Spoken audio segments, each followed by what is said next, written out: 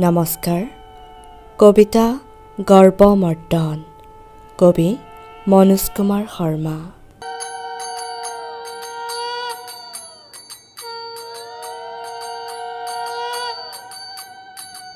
হে মা দুৰ্গা, তুমি মাতৃৰো মাতৃ, সামূহিক শক্তিৰ প্ৰতীক তুমি।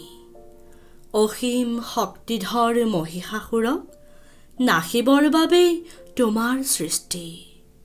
ব্ৰহ্মা বিষ্ণু মহেশ্বৰ কত দেৱতা, ধৰাৰ গৌৰৱ কত বীৰ বীৰাংগনা, কাৰো যে সাধ্য নাই অকলে যুঁজাৰ, মহাপৰাক্ৰমী সেই অসুৰ নাশৰ।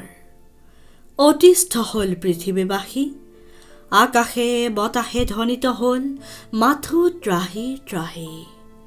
সন্মিলিত হ'ল সৰ্বশক্তি, সৃষ্টি হ'ল মহাশক্তি। নাম লৈ তুমি দুৰ্গা মাতৃ, শান্তি সিঁচিলা ধৰাত মহিষাসুৰ নাশী। যুগে যুগে জন্ম লয় অসুৰ দানৱে, ক্ষমতা দখল কৰে অট্টহাস্যৰে। বাহুবল ধন বলে বলিয়ান হৈ, গুৰু গোসাঁই তল পেলাই একছত্ৰী হৈ। শান্তিৰ কপৌজনীক হুৰাই উৰাই দি, ভৱিষ্যতৰ সপোন দেখে সোণৰ পালেঙত শুই। নুবুজি এনে সুখ খন্তেকৰ বাবে, দুৰ্জনে পাবলৈ মূৰে ভৰি কাঢ়ে। নুবুজে জনগণৰ শক্তি কিমান, নুবুজে দহজুৰি নদীৰ সমান।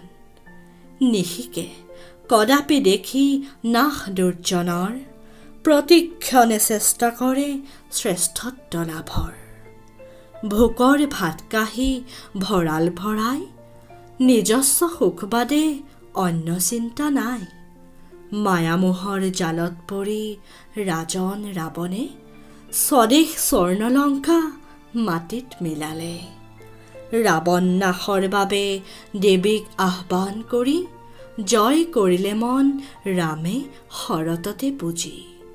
সেই দুৰ্গাক সেৱা কৰোঁ হাজাৰ কোটিবাৰ, মনত ৰাখোঁ দৰ্প দম্ভ সকলো অসাৰ।